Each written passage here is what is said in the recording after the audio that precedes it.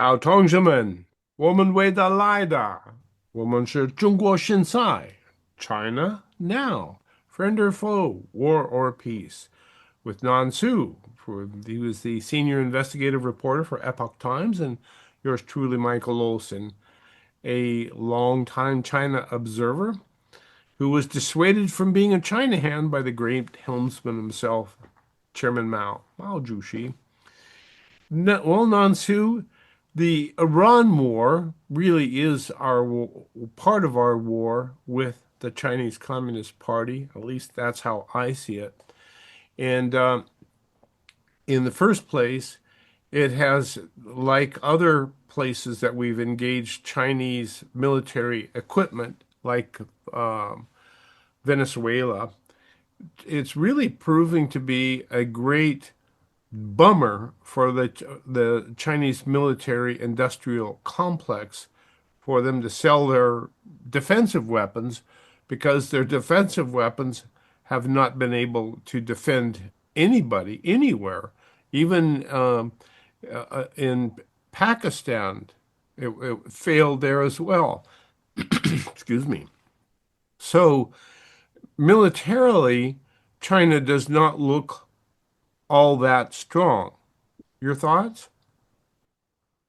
Well, of course, their military. Think about this. They cannot even build their a commercial airplane without the engines from United States, right? So China is like a big copycat, and then they have been trying to catch up by stealing the technology from the West, specifically from the United States. That's what the CCP's military and civilian fusion program is all about. And now And by that and by by saying that military fusion, civilian fusion, it means that you can be a student studying art history in the United States, a Chinese student, and you're still working for the CCP. So your job is always to assist the Chinese Communist Party, no matter what Well, you do. that's what it is, right? That they're trying to well, I think that that's a double-edged sword, That's why I think we still need to open for the Chinese student to come to the West, to the United States, but they can just don't let them study the most advanced technology in those majors. Like you can come here to study U.S. history, Western philosophy, music, maybe Asia study, or whatever European history. All that kind of thing. I think that's to keep China to a certain extent engagement. It's still a you know Sure. it's still a better choice than totally cut off because the ultimate goal here it's that it's to defend the peace, right? Peace is still the number one goal, and then we're not doing the zero sum game. And then also the problem of CCP will always be there until one day the Chinese people rise up, just like Wrong. Iranian people that rise up against the regime. So we need to have some sort of Connection with the people. yeah, with the people, right? So I think it's we all these things, it's within our capability as long as we are aware of the CCP is our enemy. As long as we have that kind of awareness, necessary measures can be taken place that to protect, our security while we still allow some of the Chinese students coming from China, study, all these things related to the, The culture. all these social science, not technology. Yeah, please stay out of the Stanford computer labs. That's right.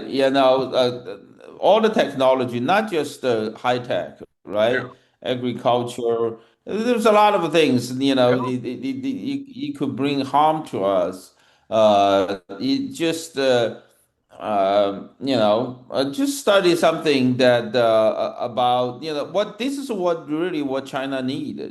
China need to learn from the Western civilization about the political stuff. The U.S. About freedom. Constitution. Come here, we'll tell you how to. How to be free. We'll teach you the concept of all men are created equal. How our founding father founded this country. We'll teach you that. I think this is a strategy, right? Or maybe math. If they want to come study math, that's fine. Yeah. And yet, that's probably not what the CCP wants its students studying, is how democracy works. That's probably the last thing the CCP wants its students to learn. Respect. Please go study in the Stanford Computer Lab. Learn how everything works. Learn the high tech. And bring it back. Uh, Learn how the stealth fighters work. Get the designs. Get the blueprints. Bring them back. That's what the CCP wants its emissaries to do. And everybody is an emissary of the CCP. That's the civil military fusion uh, of the CCP. Well, there's one thing that has been happening recently with respect to the United States and China's allies in uh, in Venezuela and in Iran, in that we have gone in and decapitated the leadership of those two countries. Now, I suspect that has Xi Jinping really quite frightened, he being the king of the castle of the CCP. And so he has to wonder how the United States was able to pull off these two decapitations. And the only conclusion I'm sure that he can reach is that there were people inside those governments who were feeding the United States the information as to how to do it, where these people lived, where they were hiding. And so we just note with interest a recent article in the Epoch Times by Xian Zheng uh, discussing China, the recent intensification of the military purge being put on by Xi Jinping. Now, those who have been following China now for the last 4 years know that Xi Jinping has been purging his military since he got into office. What, 12, 13 years ago? Something like that. And Yeah, in the end of 2012. yeah, so he's been purging his military officers ever since then. But the last big purge, I believe, was when he uh, took out General Zhang Youxia, who was the vice chairman of the Central Military Commission. And since then, what Xi Jinping has been doing is going back 12 years to find those military people who were associated with General Zhang Youxia in any level. And all the way back 12 or 13 years now, General Zhang Youxia was a very powerful person in the Chinese military. And his associations and his connections must run extremely deep. So the Xi Jinping is going back 12 years, 13 years, finding each one of those people who were associated with General Zhang Youxia in the CCP and finding those people who are associated with them and them and them. So who is going to be left in the People's Liberation Army, which is a solely owned property of the Chinese Communist Party? Who's going to be left? And of those who are left, who is going to be willing to assume a leadership position in the People's Liberation Army? So this is, to me, is a real fascinating look at the fix Xi Jinping is in with respect to building a military capable of taking Taiwan by next year. Doesn't make any sense. What do you think, Nansu? Do you see any sense in it? I don't think the article actually make any sense. Ah, good. Yeah, I don't think the article is kind of like you see the tree but without seeing the forest. Okay. Yeah, that's that's why I always differentiate myself from all these people. They never been, they they are the still they come to United States as student, never work one day in China, never work one day in Chinese government, That never would be work one day in Chinese military. that would They're be just me. sitting, just like they're no different than Americans. Okay. And then those people they're those so-called But Chinese what in the assertion that Xi Jinping is making this look at General Zhang Youxia's No, that's not relationship? true. That's not true. It's I not true. disagree with the angle of Okay. looking at the situation. If you're looking at the situation in that way, you will never going to have a true assessment of what's been going on in China. That's just nonsense. That's Okay. like seeing the tree without seeing the forest. Okay. Then you do not believe Xi Jinping is conducting an ongoing purge of General Zhang Youxia's associates in the People's Liberation Army. See, what I have been saying, I never change. Okay. Okay, I saying and keep saying and saying and saying again. Xi Jinping, it's going. It's what the challenge facing Xi Jinping is. He's going back to Chairman Mao's time. Yes. So therefore, he's the challenge facing him. It's not any single person, Zhang Youxia or any other military generals or the Communist Party officials. So what he's facing is a lot of military officials, party officials, and government officials, they all climb up the ladder of power, Well, through the open market economy era, ever since 1980s, when China start opening its door to the West, and when China start having its market economy. So now he needs to get rid of all of them, so that's why he's facing the challenge similar to what Joseph Stalin facing in the 30s. In the 1930s, what Joseph Stalin facing, it's a former Soviet Union government and the Communist Party that there was a lot of party officials, military officials, as well as government officials. They all left in the system from the Tsar's era. So he need to replace all of them so that so secure the loyalty of the government, the military, and also the party to the fundamental ideology. It's like a molars. They want to go. It's molars trying to build their government in Iran. It's a similar thing. Now, what Xi Jinping is facing, but Xi Jinping didn't have to. kill all of them, like what Stalin did. Why? Because when Stalin took power in the 30s, the former Soviet Union only, took control of their government for less than 20 years.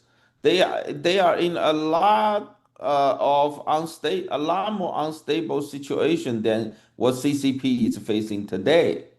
So Xi Jinping don't have to kill all of them. So he just need to keep replacing them. That's why you see, ever since Xi Jinping took power in 2012, what he has been doing is, there's a major difference between Xi Jinping and Chairman Mao. Chairman Mao basically let everybody, stay in their position as long as you listen to him, and then you can serve the government, the CCP, the military until you die. So everybody, it's like an entire old generation in power, basically. But what Xi Jinping has been doing ever since he's been in power in 2012 is he keeps replacing them. See, every 5 years, there was a group of a top, party, military, government official retire. They keep replacing them. He is the only man that stay in power. Everybody is temporary, so he can keep, he Sure. replacing, even though to the people who were loyal to him, he replaced them. So now, not to even, of course, to the people not loyal to him, he's not only replacing them, he purged them. So that's what happened. And then see the dangers of the article you just read. It's very dangerous. Okay. There are people in this country ever since 2000, they start talking about the collapse of CCP in a wishful thinking way. That didn't get us to anywhere. Okay. It basically made the US government put off our guards because we're thinking that government can be changed. And it See, is changing. that government cannot be changed. See, that's the key. That's why I'm saying this article, seeing the tree but without seeing the forest. That's the problem. That's a very dangerous mentality. Yeah. We need, the reason Xi Jinping is being able to doing that, because what the image you put up by the article you just read, basically, they put everybody as enemy of Xi Jinping in their system, and everybody is dangerous. So everybody is against the Xi Jinping. That's just not true. Xi Jinping, the reason Xi Jinping was able to do all he has done, it's just because, most of the government and party and military officials inside the CCP system, they all realized there was a common ground for all of them. They cannot lose the Communist Party's ruling position in China. That's why all of them, more or less are helping Xi Jinping making that change. They are not his enemy. See that what you Okay. put that relation wrong, then you're going to come up with every assessment of CCP, every assessment of the communist China in the wrong way, and we are going to end up greatly underestimate, very big underestimate of the threat, the level of threat. That's why I do not agree with those kind of articles. Where I have been talked remember ever since last year that all these people are wishful thinking. Zhang Youxia is going to replace Xi Jinping, or Wen Jiabao is going to replace Xi Jinping. All this time along, all the way coming until today, I'm still trying to talk to people, say, hey, you guys are looking at the thing, China, in the wrong way, in a very much a wishful thinking way. So we hope that the internal dissent within the Chinese Communist Party is sufficient to take out the leadership of the Chinese Communist Party, when in fact, everybody in the Chinese Communist Party has a essential interest in the maintenance of the Chinese Communist Party because that's where they get all their money. You know what that kind of dangerous thought can lead to us? If tomorrow Xi Jinping die, somebody come in and then he wants to talk to United U.S. government. The people, if our leaders with that kind of a mentality, they will sit down, talk to them. They will think, oh, China is a change. We are going all back to the, same old way of past 20 years. And now we, that's the same, most dangerous to us. Why? Because we don't have the luxury anymore. 25 years ago, China, it's nothing. And now it's getting real, become a real tiger. And then As if we put up that same kind of a wishful thinking we had 25 years ago dealing with China, and then if we won't have more time to lose, and not take another 20 years, we won't be able to beat it anymore. you made an interesting connection between the Chinese Communist Party and the Muslim mullahs of Iran. In essence, the mullahs of Iran have established a organization that is in charge or in ownership of Iran. In the same way, the Chinese Communist Party is in ownership position of China. So these two organizations um, are in charge of these two countries. The countries no longer exist other than as wards or as prisoners of these organizations. And if we think that one person or one mullah, if we get rid of one mullah, it's going to change the Shia party of Iran, it's not going to happen. That's correct. Just like getting rid of Xi Jinping is going to change the Chinese Communist Party, not going to happen. Yeah, that's why I'm thinking, the reason ever since last year, there's a lot of people all in this choir, they're all singing the sound that they're replacing Xi Jinping. It's because there are different factions, interest from inside the Communist Party. They trying to use the American media. There are even people going to Fox News talking about that. But where did they get the information? They get the information those from all these different factions, right? So it end up all wrong. Why? Because it's the different factions inside the CCP. They trying to get more power from Xi Jinping. I don't care if they want to get it. The more fight inside of the Communist Party, the better. But I'm care more about how we going to make assessment of the situation, how we get our information, how we assess the level of danger and level of threat from the CCP. That's something that we cannot, we no longer have the time to make those mistakes. So, no more wishful thinking, people. Snap to it and realize that it's a fight to the finish. Is it not what we're talking about? This is a fight to the finish here. Well, there are two ways. I I mean, think that, do you think we can actually, we were talking earlier about cultural exchange, bringing students over here, sending our students over there. Do you think that we can actually live together? well, we With try. But it's a goal we try, we the goal is to defend the peace. The goal is to defend the peace. The goal for the president is to defend the peace. So we need to continuously become stronger and continuously make CCP become weaker. Now, while at the same time, except if you're Europe and you think the way to peace is to appease. yeah, Ladies and gentlemen, we're well, going to they take are taking it for the totally wrong way, you know.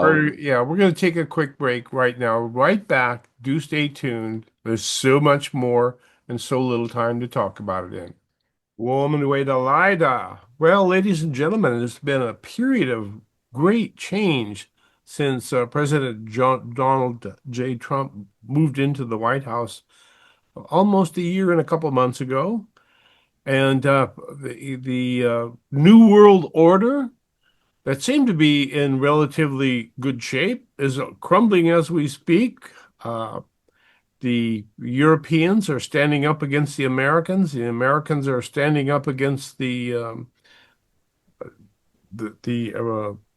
Persian Gulf Shia of Iran, and the agreement for everybody to just get along seems to be fraying, and it's having a big impact on China that has for, gosh, 40 years, 40, 50 years, pretty much had its way with the world. Well, at least since Deng Xiaoping came into power and agreed to open up China, they've been doing very good. But it seems to be things are fraying around the edges, at least according to James Gorey, who writes in the Epoch Times in a recent article, and he takes a look at where China stands now in the New World Order or what's left of it. And a lot has changed, and he points first and foremost to the Belt and Road Initiative, which was to have been Xi Jinping's uh, great victory in his global vision of delivering the global South or the developing nations of the world into China's orbit. Um, and it seems to be fraying at the edges. Nansu, we're seeing a lot of rebellion in the Belt and Road Initiative because everybody realizes that uh, China made out very good, and the countries that were supposed to benefit from these projects are mired in debt, mountains and mountains of debt. So, how do you see this impacting the CCP and its position in the world at large? Said again, I kind of like Well, okay. China's great effort has been to woo the developing nations of the world with its Belt and Road Initiative, which is to say, am going to lend you a lot of money to build this wonderful new gizmo, this highway, this bridge, this airport, whatever you want to build. We'll lend you the money. We'll even come in and build the project for you. So it'll make it a turnkey project. And all you have to do is borrow the money from us, and away you go.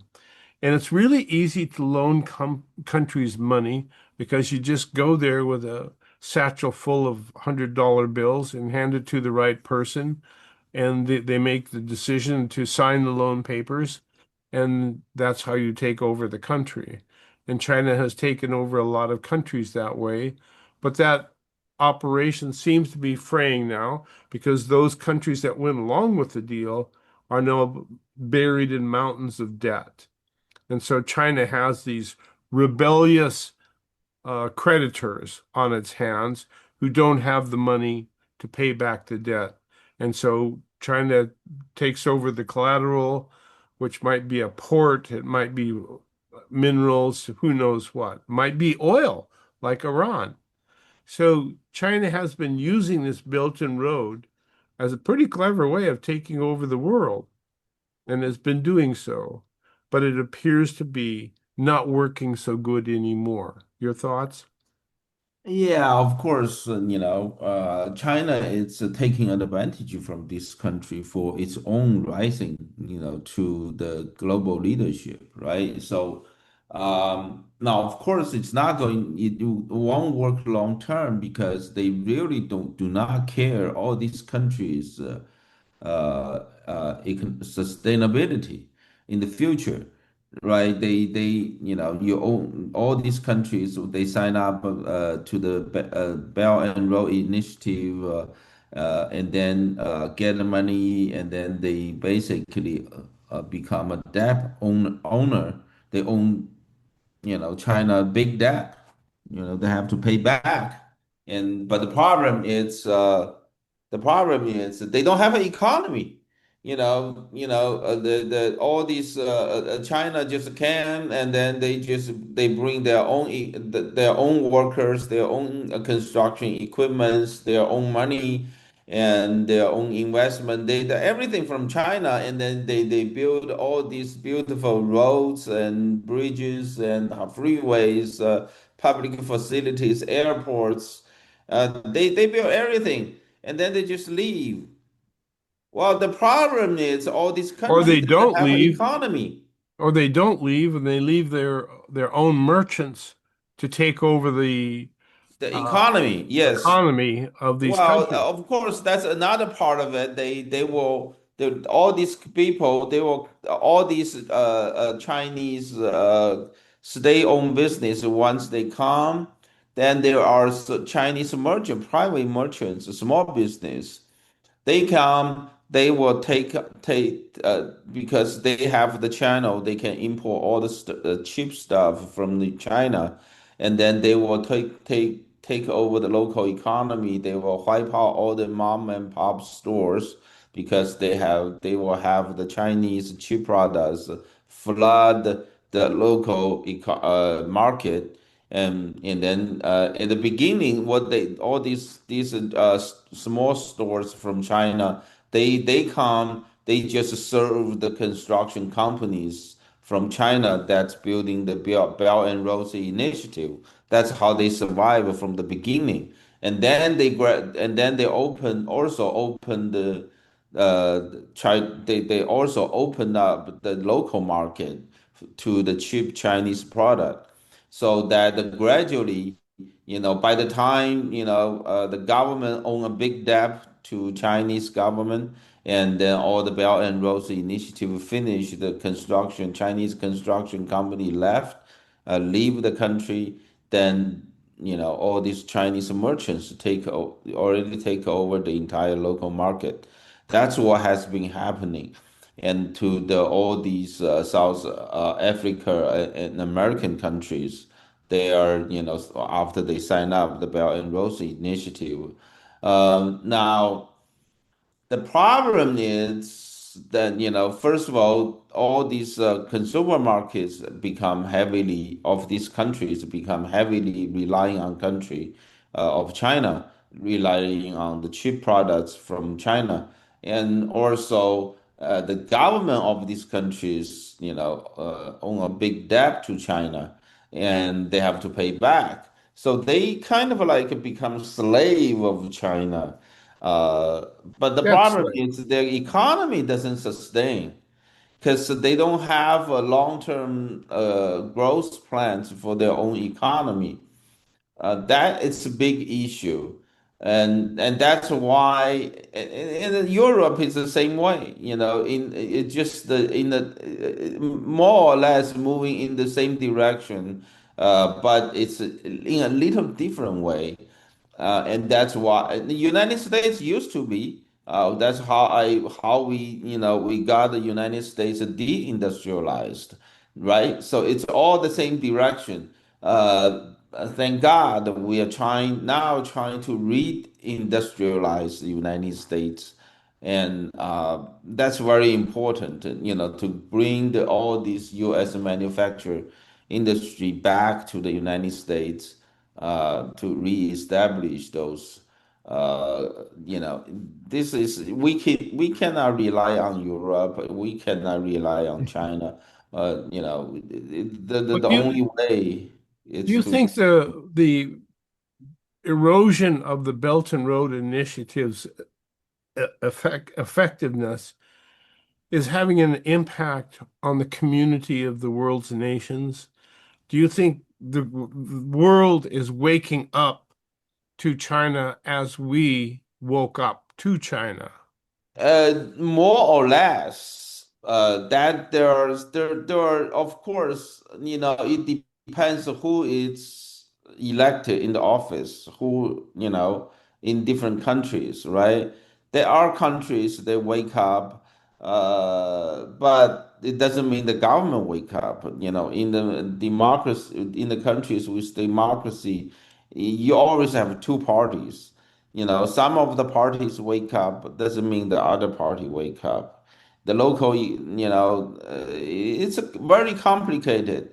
Maybe the party that wake up doesn't have Doesn't a have good power way to, now yeah, yeah, doesn't have a good way of handle the economy, or doesn't I mean, the other parts of the economy besides signing up to Belt and Roads Initiative, right?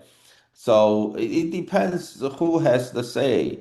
The local governments, it really depends on, the leaders of those nations, how, because it really, if they are, you know, if they're not wake up, but they on the other issues that he got vote, then they're still moving on, in the same direction. So it's just it becomes super duper complicated for these countries to change gear. Um, because it's a trap. yeah, It's a debt it's very trap. easy to get into the trap, but it's very hard to get out. The other big change, Nansu, in addition to the kind of the erosion of the Belt and Road Initiative of Xi Jinping, is the fact that the United States stopped being an acquiescent competitor, which is to say, somebody who competes without competing. And Donald Trump has really changed the tenor of our competition by virtue of the fact that the United States is now standing up and actively fighting. And I'm thinking of Panama, I'm thinking of Venezuela, Cuba, uh, and other places around, and of course in Iran. Which, how do you think that America standing up and fighting is having an impact on China's place in the world of the in the world's community of nations? Well, it's just a way, um, it's just a way that America need to stand up to fight for our own interest. That's number one.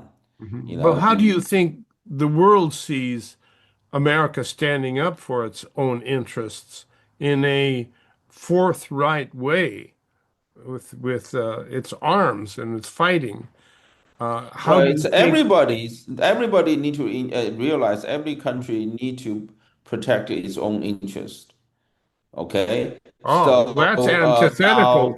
Isn't that antithetical to the New World Order, where Well, I think that's what's changing, right? We need to change the so-called world order of uh of the global economy era, right?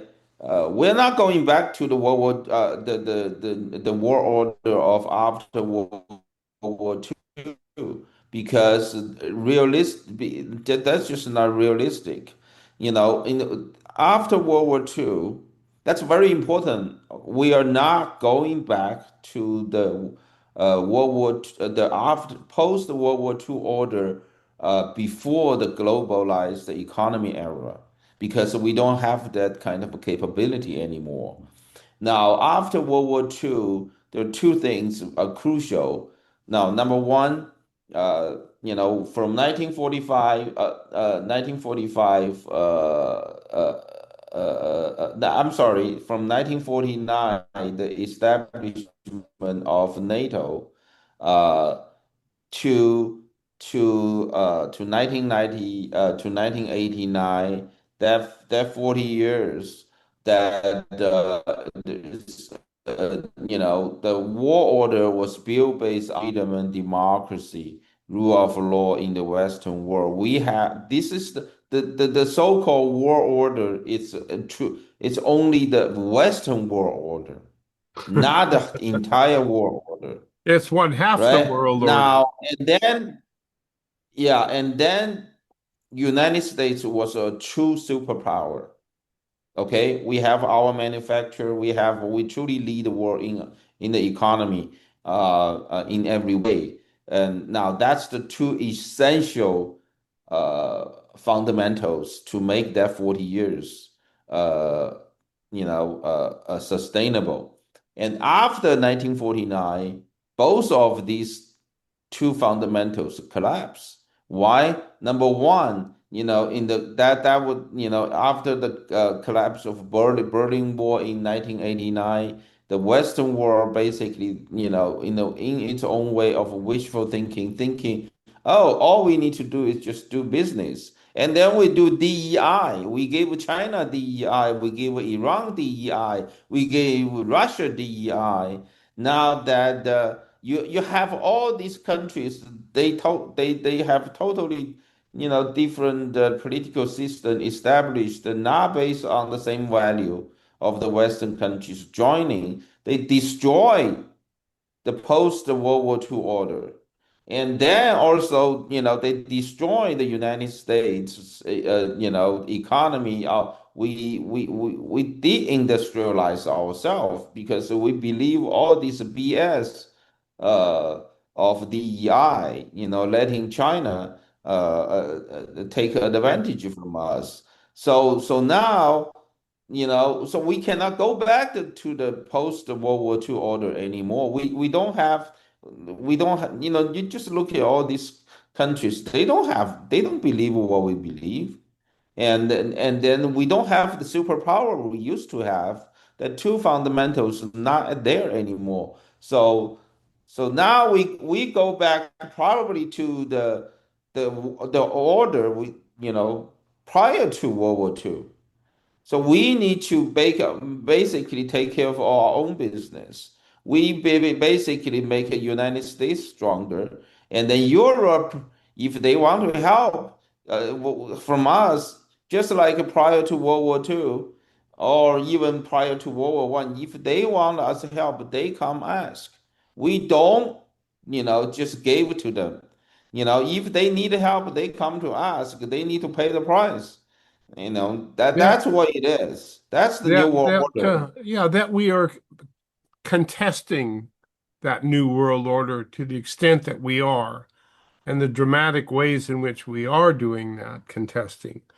Do you think that has a way of affecting how the world's community of nations sees China as one Well, of its men? they have to learn from their own lessons.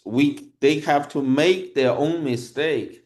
We are waiting for them to make that decision, the very important step. I think that's what Trump is waiting for after last night's speech. He's waiting for all these European countries to make their decision. They cannot. They may make wrong decisions. They still Yeah, right? If they make a wrong decision, then when I don't think we're going to, if they don't come forward to, they don't decide to come forward to take their responsibility to join our effort, say after United States military take over the Strait of Hormuz and they they come to secure its opening. They have to be there. And if they don't want to do that, then I don't think Trump is going. I will say Trump will make a big mistake if he trying to put our boots on the ground. But if the NATO decides to say, if U.S. military put boots on the ground, take over Carter Island, all the same time take over the control of Hormuz Strait, then they are going to move in. They are going to take it, they are going to stay there to keep it open. If they make that decision, then I think it's the time for the U.S. military. We can help them to take over the strait, take over Clark Island, and then later, then they need to stay there to keep it secure, and they need to, we can. Then there is a condition there, necessary condition to form a alliance between United States, all the European countries, and all the Middle East airlines of United States, those are GC countries. So now the alliance are gradually in shape to move forward. Otherwise, if we don't have the alliance bill, then I think all we need to do is just bomb Iran back to the Stone Age, and we just leave. Very important before we Imagine, leave. imagine being in on that 40 country Zoom that's being put together by UK's Stormer, and you have 40 countries saying, "What should we do? Should we should we do what Trump wants us to do, that nasty man? Should we do what he wants us to do and take over this Hormuz Strait? And should we do that, or should we uh, go against what Trump wants us to do and try to negotiate our way out of this? Which do you think?" Well, that's why I think, there's a lot of people just waiting for something to happen this coming weekend because Trump, doesn't want to screw up the stock market. So it may happen, it may not happen. We don't know. So I think that we just have to be patient. Maybe we'll drag another whole week before Trump can make decision. But Trump cannot stay, make the all U.S. military stay there forever. So Right. there will be a point he make the decision, just bomb everything. And then also before we leave, we have to get those enriched 60% uranium. Um, uh, I don't know how they're going to get it. Probably a military operation. That would be the most dangerous operation uh, in this whole 1,000 pounds operation. of weapons grade uranium. Tough job. Yep, yep. So we have a situation where the Iranian mullahs are intransigent. They are not going to do anything to like Xi Jinping and the members of the Chinese Communist Party. They're not going to do anything to ruin the Chinese Communist Party. The mullahs that are running Iran are intransigent as well. They are not going to do anything to endanger their control over this immense source of oil and money and control of the Middle East. They're not going to do anything. We know that. Just like members of the CCP are not going to do anything to endanger their Chinese Communist Party. So, what do we do? Do we rely on allies to help maintain this flow of oil to their countries? Um, it's a very, very, very interesting fix. I don't think you can maintain control of the Karg Island and the Straits, the Hormuz Straits, without a significant military effort. Well, we need to, but but then there is a condition. The European countries need to come in to join us. If they don't join us, I think it will be a mistake to take over the Cargo Island because then you have we can.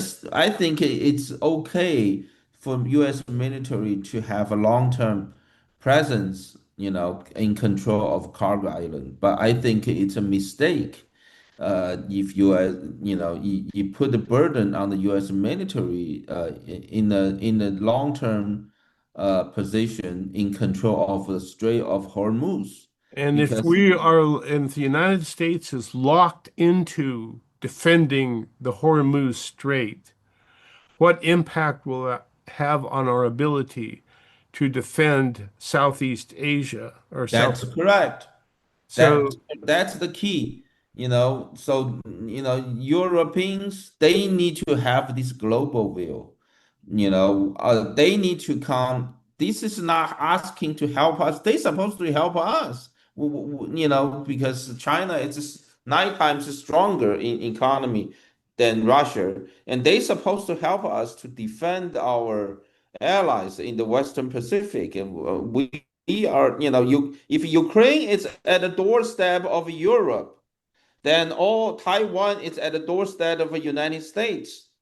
They need to help. They want to help Ukraine, fine. But we need to help Taiwan and Japan and South Korea and Australia, right?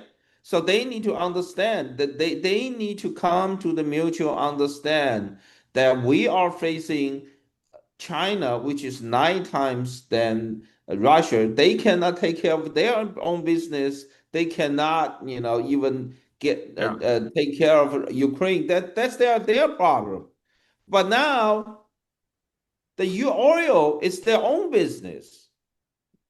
You know, This was a, give me let's talk about this. We the latest the 2025 they have those they have a happiness index, right? They publish right. the happiness index. You know who is the most happiest country? Finland.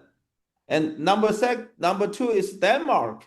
Why these country people so happy? Because they don't spend anything in military and defense budget. Of course, they're so happy because they don't take care of themselves. Well, ladies and gentlemen, they're going to have to take care of themselves because President Donald J. Trump, the United States of America, is demanding that they do so. And if they don't do so, he is threatening to turn his back and our back on our traditional allies and move on. And perhaps that's what we should do. Lot to look for in the coming week. So stay tuned. We will bring it all to you next week on China Now. Nansu, thank you. And thank you all out there for tuning in. China Now.